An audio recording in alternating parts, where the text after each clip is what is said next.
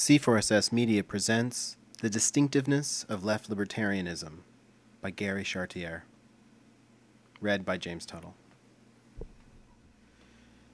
Left-libertarianism, in the relevant sense, is a position that is simultaneously leftist and libertarian. It features leftist commitments to engaging in class analysis and class struggle, opposing corporate privilege, undermining structural poverty, embracing shared responsibility for challenging economic vulnerability, affirming wealth redistribution, supporting grassroots empowerment, humanizing work life, protecting civil liberties, opposing the drug war, supporting the rights of sex workers, challenging police violence, promoting environmental well-being and animal welfare, fostering children's liberation, rejecting racism, sexism, heterosexism, nativism, and national chauvinism, and resisting war, imperialism, and colonialism. Simultaneously, it features libertarian commitments to affirming robust protections for just possessory claims, embracing freed markets and a social ideal of peaceful and voluntary cooperation, and crafting a thoroughly anti-statist politics. A leftist position. A leftist position is marked, I suggest, by concern with subordination, exclusion, deprivation, and war. Left-libertarians wholeheartedly embrace these leftist concerns. But left-libertarians may differ from other leftists insofar as they, 1. Affirm the independent value of robust protections for just possessory claims as, among other things, an expression of and a means of implementing the leftist opposition to subordination and leftist support for widely shared prosperity, but also as constraints on the means used to pursue some leftist goals. 2. Make different predictions about establishing a genuinely freed market, rejecting the view that such a market would be a corporate playground. 3. Offer different explanations of the origins and the persistence of objectionable social phenomenon, so that, for instance, state-secured privileges for the elites rather than market dynamics account for persistent poverty and workplace subordination. And 4. Urge different remedies for these phenomenon, characteristically a combination of remedying state-perpetrated and state-tolerated injustice and fostering voluntary solidaristic action. Left-libertarians share with other leftists the awareness that there are predictable winners and losers in society, and that being sorted into the two camps isn't primarily a matter of luck or skill. But left-libertarians emphasize that it's not a consequence of market exchange either. It's a reflection of state-committed, state-threatened, and state-tolerated aggression.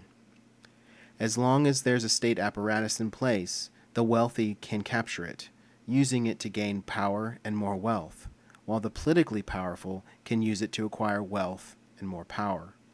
The ruling class, made up of wealthy people empowered by the state, together with high-level state functionaries, is defined by its relationship with the state, its essential enabler. Opposing this class thus means opposing the state. Left-libertarians share with other leftists the recognition that big businesses enjoy substantial privileges that benefit them while harming the public. But they stress that the proper response to corporate privilege is to eliminate subsidies, bailouts, cartelizing regulations, and other state-driven features of the legal, political, and economic environments that prop up corporate power rather than retaining the privileges while increasing state regulatory involvement in the economy, which can be expected to create new opportunities for elite manipulation, leave corporate power intact, stifle upstart alternatives to corporate behemoths, and impoverish the public.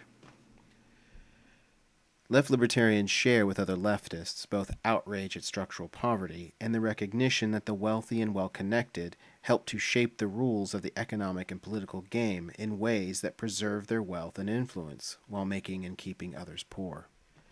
But left-libertarians emphasize that poverty isn't created or perpetuated by the freed market, but rather by large-scale theft and by the privileges and constraints, from licensing requirements, intellectual property rules, to land use controls, to building codes, that prevent people from using their skills and assets effectively or dramatically raise the cost of doing so.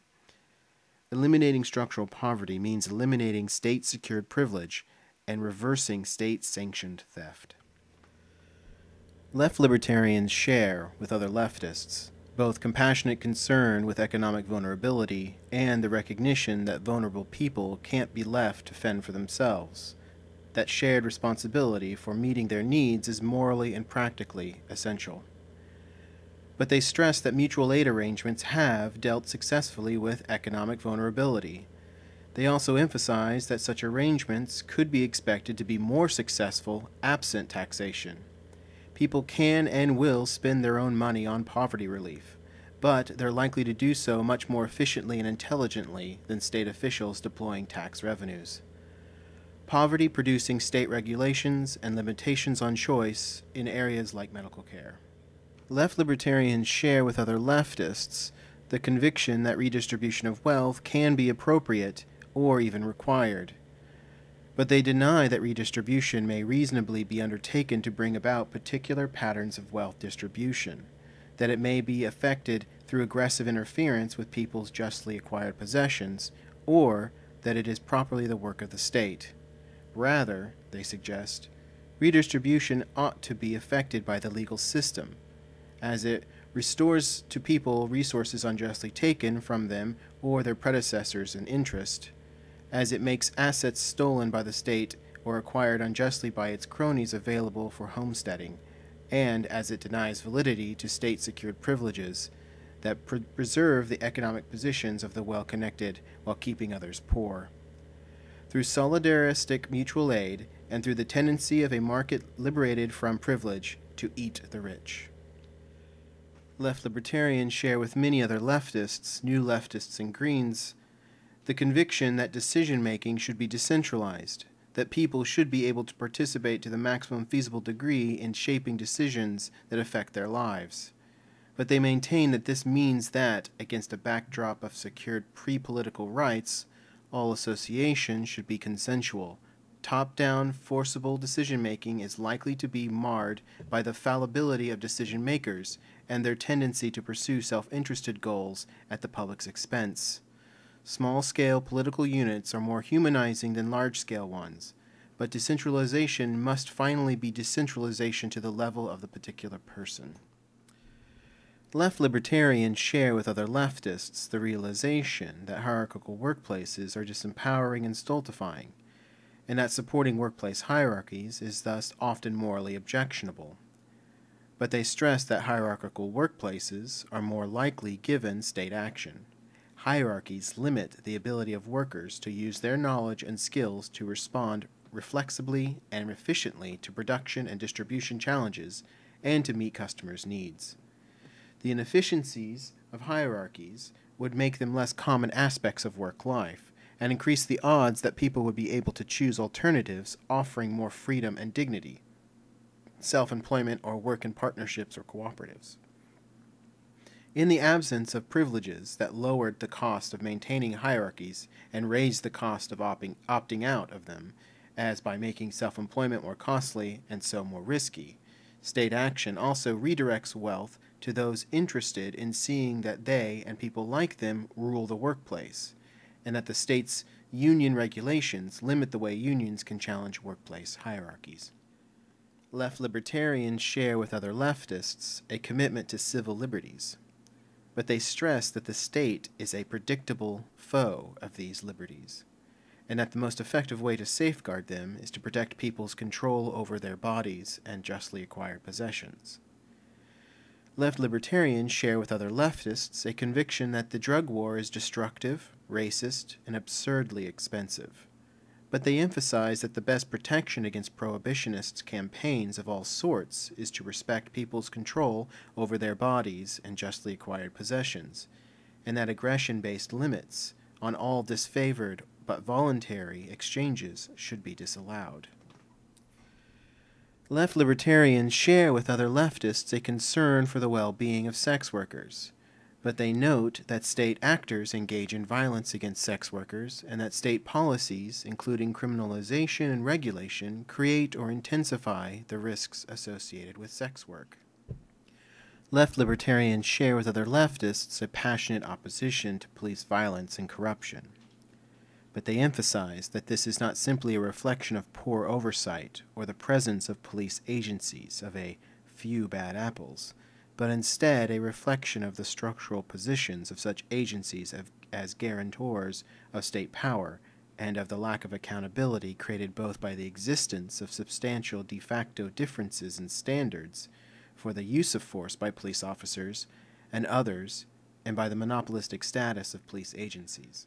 Left-libertarians share with other leftists persistent concerns with environmental quality and animal welfare, but they stress that environmental harms can be prevented and remedied without state involvement as long as robust legal protections for bodies and justly acquired possessions are in place, that state action is not required to protect human animals from abuse, and that state actions and policies are often directly responsible for protecting polluters, promoting environmental harms, and injuring non-human animals.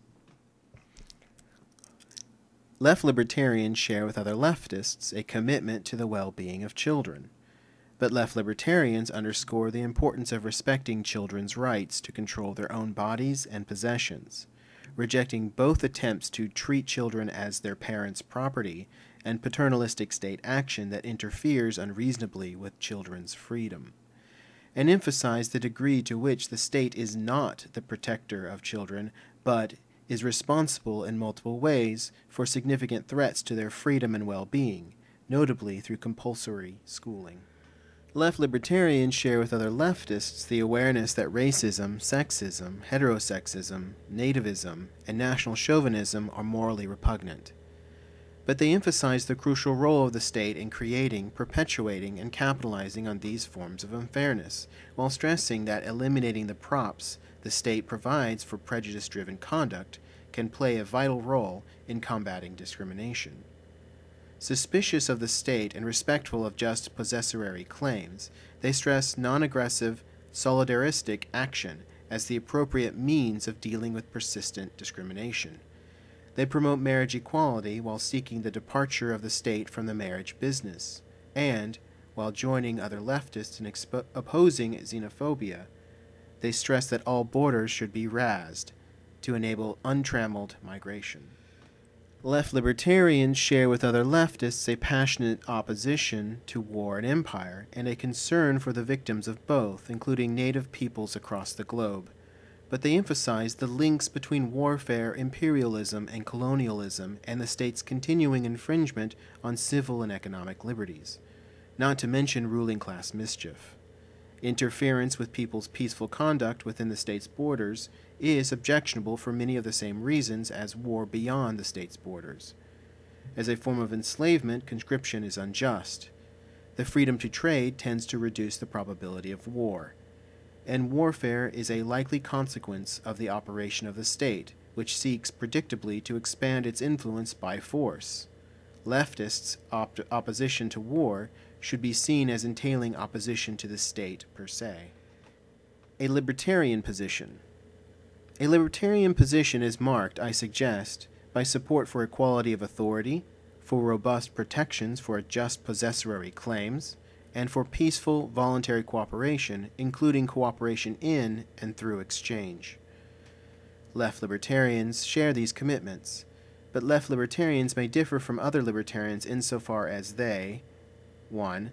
Make different predictions about the likely effects of liberating people and eliminating the institutionalized aggression that prevents them from cooperating peacefully and voluntarily, stressing the contingency of hierarchical workplaces, for instance. 2. Calling attention to particularly generally accepted consequences of building a free society, say, by emphasizing not only freedom, but also solidarity, diversity, and poverty relief as among the outcomes of eliminating state-secured privilege. 3. Tell the different historical and social scientific stories about the causes and dynamics of social phenomena, so that the extent distribution of wealth is seen as a product of state action rather than individual virtue. and 4. Treat certain kinds of social phenomenon, arbitrary discrimination for instance, as morally objectionable and argue for non-aggressive but concerted responses to these phenomena. Left-libertarians share with other libertarians a commitment to equality of authority, to the view that there is no natural right to rule and that non-consensual authority is presumptively illegitimate. This egalitarianism naturally issues in a commitment to anarchism, since state authority is non-consensual. But left-libertarians emphasize that the commitment to moral equality underlines belief in equality of authority, should entail the rejection of subordination and exclusion on the basis of nationality, gender, race, sexual orientation, workplace status, or other irrelevant characteristics. While left-libertarians agree with other libertarians that people's decisions to avoid associating with others because of such characteristics shouldn't be interfered with aggressively, left-libertarians emphasize that such decisions can often still be subjected to moral critique and should be opposed using non-aggressive means. Left-libertarians share with other libertarians a commitment to the robust protections for just possessory claims to physical objects, but they reject intellectual property and emphasize that possessory protections shouldn't cover objects acquired with the decisive aid of the state, or otherwise through the use of violence, or to those clearly abandoned. They make clear that there are just limits to the things people can do to protect their possessions. Becoming a trespasser doesn't automatically make one liable to violence. They note that whether claims to land should be held by individuals or groups can only be determined in light of the economics of particular situations and the ways particular claims are established. And they stress that, while just possessory claims should be respected, it's quite possible to oppose aggressive interference with someone's use of her possessions in a given way while challenging that use non-aggressively.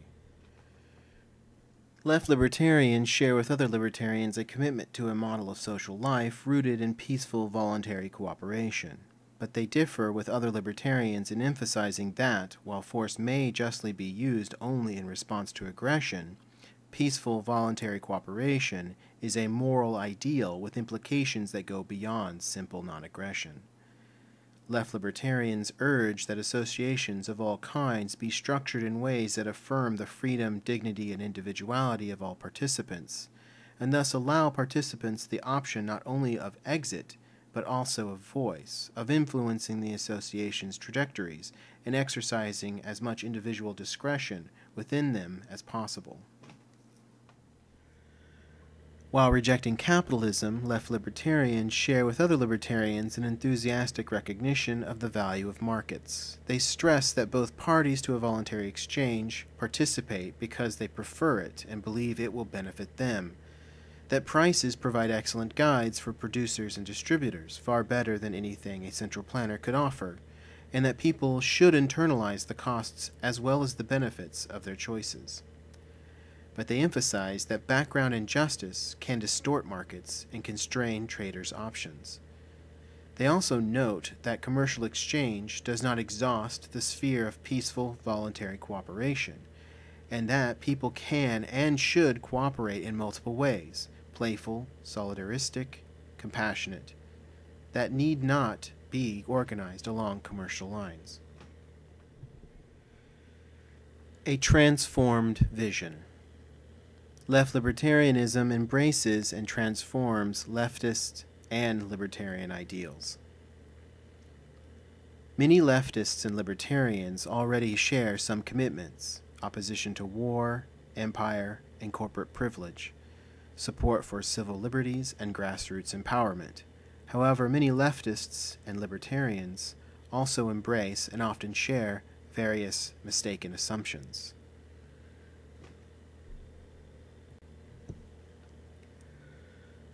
Left-libertarians challenge these assumptions while embracing the commitments leftists and libertarians share. They seek to demonstrate that it's reasonable both to oppose structural poverty and to favor freed markets, to seek both workplace dignity and robust protections for just possessory claims, to embrace freedom of association while opposing arbitrary discrimination, to foster both peace and economic liberty, to link rejection of war and imperialism with support for peaceful, voluntary cooperation at all levels. By endorsing leftist and libertarian concerns and challenging assumptions that make it difficult for leftists to embrace libertarianism and for libertarians to become leftists, left-libertarianism offers a provocative vision of an appealing politics in a world marked by greater freedom and fairness.